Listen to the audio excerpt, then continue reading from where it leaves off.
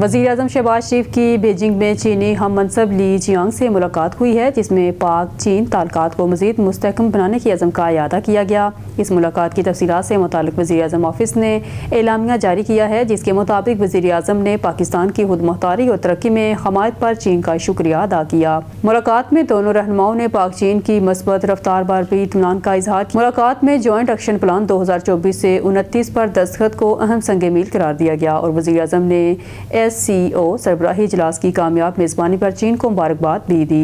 اعلامیہ کے مطابق پاکستان نے صدر شی جن پنگ کے عالمی اقدامات کی بھرپور حمایت کا اعادہ کیا۔ پاکستان جلد چینی کیپٹل مارکیٹ میں پانڈا بانڈز جاری کرے گا۔ CPEC کے تحت ML1 قراقرم ہائی وے کی ری الاٹمنٹ اور گوادر پورٹ کے جلد نفاذ۔